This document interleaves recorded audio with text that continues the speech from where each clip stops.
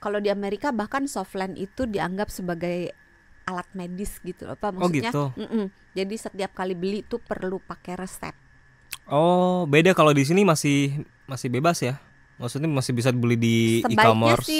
Sebaiknya Iya sih kan? pakai resep sih, karena itu kan menentukan ukurannya. Iya, Karena iya. kalau di atas 4 ukuran kacamata belum tentu sama dengan ukuran soft lens. Oh, gitu. Ada faktor koreksinya, iya. Oh, misalkan nih, kalau saya kan minusnya antara 3,5, aku lupa deh. Pokoknya antara 3,5 sampai 4. Itu softline-nya belum tentu di segitu juga tuh. Belum Kalau di tentu bawah persis. 4 biasanya sama ya. Oh, oke. Oh, Di dia bawah 4. hanya yang di atas Di 4 atas aja 4, biasanya nggak exact dengan ukuran minusnya perlu kacamata. koreksi sehingga perlu ke dokter mata sebaiknya sih. Tapi kalau dari cara kerja berarti sama, Dok, antara softline dengan kacamata, atau ada beda-bedanya nih dari cara kerjanya sendiri?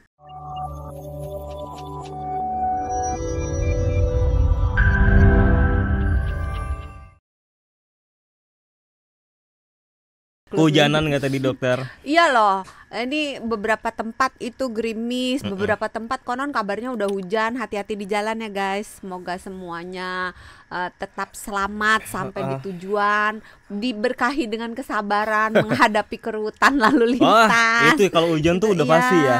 Iya, terus kalau Banget. hujan kalau pakai kacamata naik motor itu penderitaannya ya ampun Ya Allah. gitu. Tau lah kalau yang belum pernah ngerasain Ah. naik motor di bawah badainya hujan, belum Aduh. mengerti kehidupan ini betapa kerasnya. Enggak, gini Dok, masalahnya kita sebagai pengguna kacamata yang matanya minus atau plus, dalam kondisi normal aja kadang kalau malam susah, ya kan? Iya. Lebih sulit pandangannya, Iya. apalagi ditambah sama hujan. Iya. Terus belum tambah kalau lagi. hujannya ada angin, kayak tetesan hujannya itu kayak jarum yang Tapi kalau Dokter Santi, dokter kan nyetir mobil ya.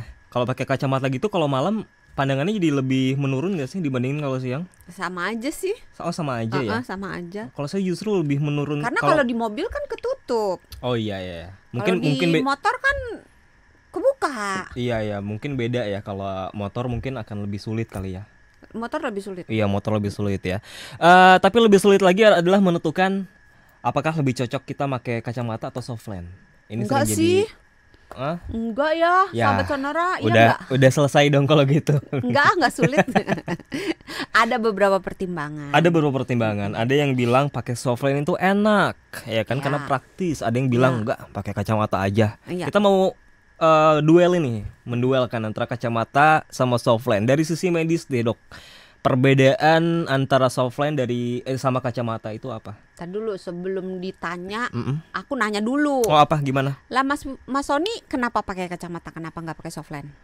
Karena pertama mata minus kan. Udah gitu ya kacamata menurutku lebih simpel aja. Nggak perlu, kalau softline kan kita harus bongkar pasang.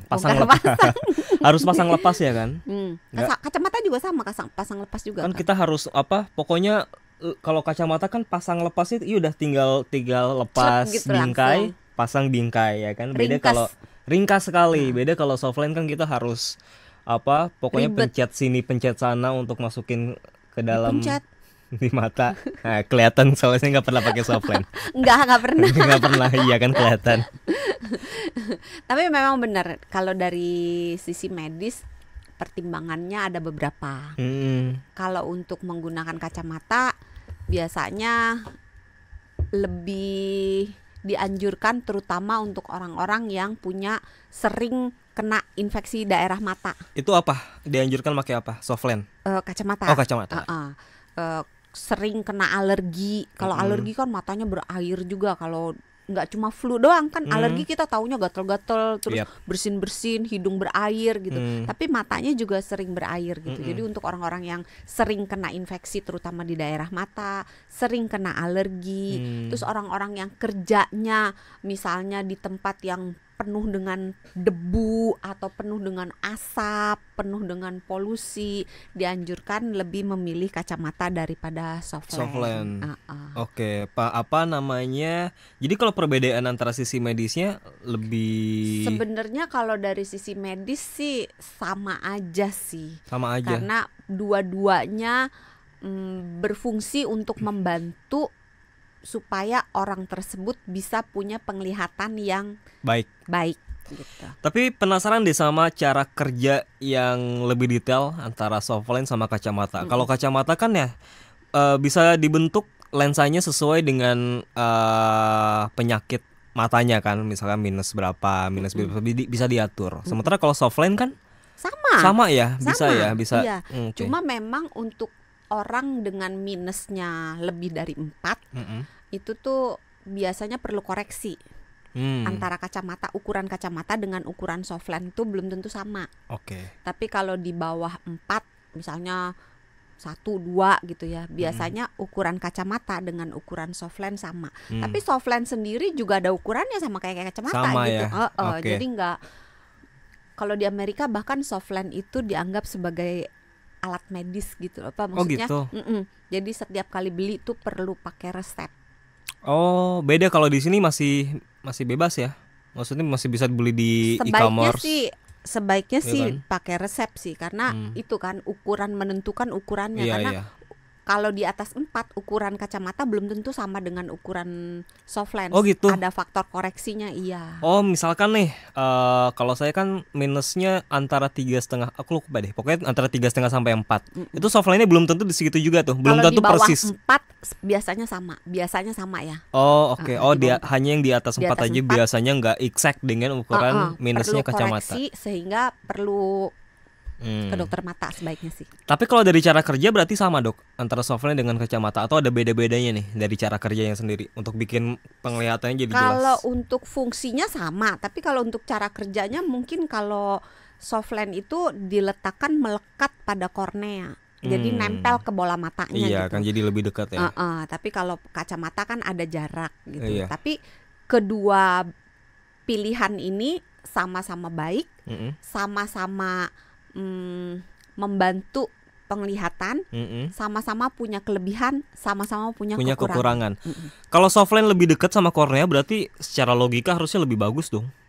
Karena kan iya kan, kalau dari orang awam nih lebih dekat sama kornea berarti. Masalahnya masing-masing punya kelebihan, punya kekurangan gitu. Jadi gitu. Memang betul ya lebih bagus karena biasanya pun kalau kacamatanya yang tebel dengan dikoreksi dengan kontak lens, biasanya jadi agak turun kalau yang di atas 4 gitu. Lebih terjangkau mana sih dok dari sisi harga soft lens sama kacamata? Oh gitu. Kacamata lebih terjangkau kan cuma beli sekali. Oh iya, untuk beberapa tahun kali. Gitu ya. Untuk sampai ganti lagi gitu kan. Untuk sampai ganti lagi. Dan kalau ganti laginya misalnya mau ngirit, bingkainya mau dipakai lagi ya, ganti kacanya doang. Iya, lebih murah lagi gitu kan.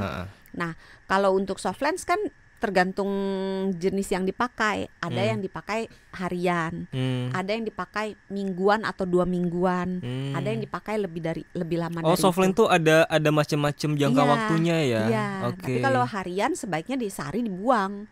Paling bentar berarti ada yang harian. Paling lama ada yang berapa ini? Sebenarnya ada yang tahunan sih, tapi jarang. Jarang tapi ya. Berarti dari harian, mingguan ada. Biasanya umum dipakai itu antara harian atau mingguan. Mingguan ada. Kalau yang bulanan? Antara seminggu sampai 2 minggu. Kalau terlalu lama saya nggak terlalu menganjurkan sih. Kalau bulanan gajian sih lebih tepatnya. Iya, lebih baik gajian sih. Kalau mingguan gitu kan berarti kita lepas pasang gitu kan? Artinya dipakai berkali-kali kan? Itu sebaiknya tiap hari sih, karena lebih baik kalau kita tidur itu kita tidak menggunakan soft lens supaya ada istirahat juga kan.